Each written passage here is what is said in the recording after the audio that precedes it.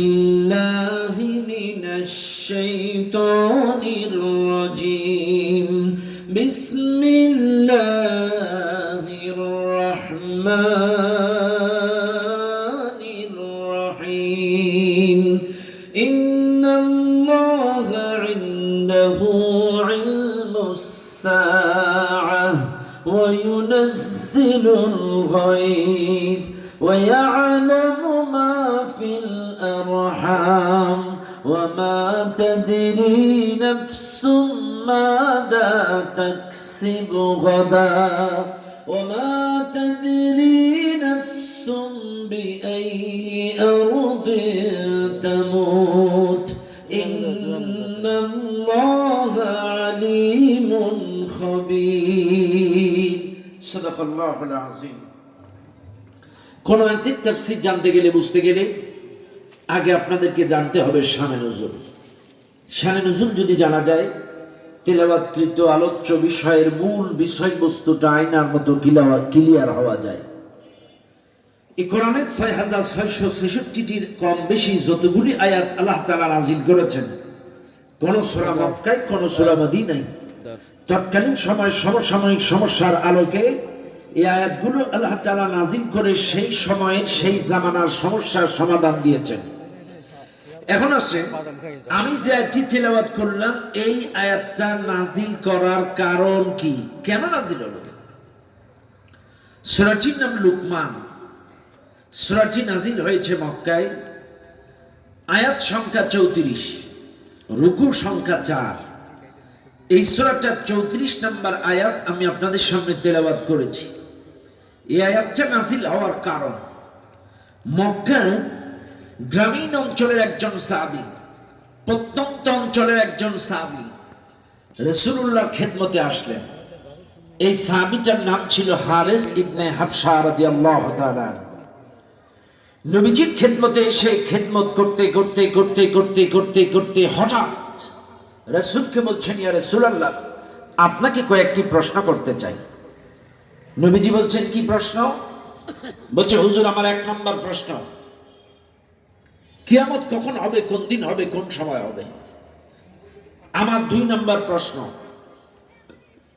কখন কোথায় বৃষ্টি বর্ষণ হবে? ৩ নম্বর প্রশ্ন, আমার স্ত্রীকে বাড়ি থেকে আসার সময় গর্ভবতী অবস্থায় দেখে এসেছি। আমার স্ত্রীর গর্ভে যে বাচ্চাটা আছে, এই বাচ্চাটা ছেলে হবে না মেয়ে হবে জানতে চাই। ৪ নম্বর প্রশ্ন, আমি আগামীকাল কই যাব, কি খাবো, আমার রিজিকে কি লেখা আছে জানতে চাই। ৫ নম্বর প্রশ্ন, আমার জন্ম হয়েছে কোন জায়গায় আমি জানি, কিন্তু আমার মৃত্যুটা কখন, কোথায়, কোন অবস্থায়, কোন হালতে লেখা আছে একটু জানতে চাই। এই ৫টা প্রশ্ন যখন হারিস ইবনে হাবশা রাদিয়াল্লাহু তাআলা আনহু রাসূলুল্লাহকে করলেন, এই প্রশ্নের জবাব তো আমার রাসূলের মুখস্থ নাই। রাসূল তো গায়েব জানেন না, অদৃশ্যের মালিকও নয়। চাইলে এই প্রশ্নের পরিপ্রেক্ষিতে আল্লাহ তাআলা সাথে সাথে তার রাসূলের কাছে এই লুকমানের ৩৪ নম্বর আয়াতটা নাযিল করে রাসূলকে একটা আয়াতের ভিতরে ৫টা প্রশ্নের জবাব দিয়ে দিলেন। এটা জোরে কর না সুবহানাল্লাহ। একটা আয়াত নাযিল করে ৫টা প্রশ্নের জবাব এই আয়াতটির ভেতরেই দিয়ে দিলেন। জানতে চান আপনারা? শুনবেন আপনারা? ৫টা প্রশ্নের জবাব।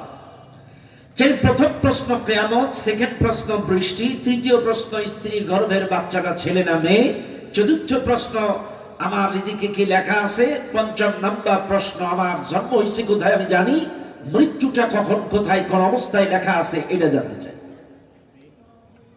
এখন আসেন, প্রথম যেহেতু কিয়ামত, লাস্ট যেহেতু মৃত্যু, এবার বলেন আগে মৃত্যু না আগে কিয়ামত?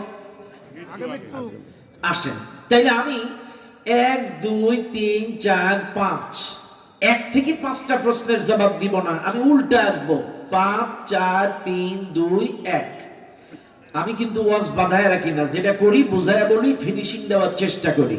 আমি আবারও বলছি, ১ থেকে ৫ পর্যন্ত না যে আমি ৫ থেকে ৪ ৩ ২ ১ উল্টা প্রশ্নের জবাবগুলো দেব।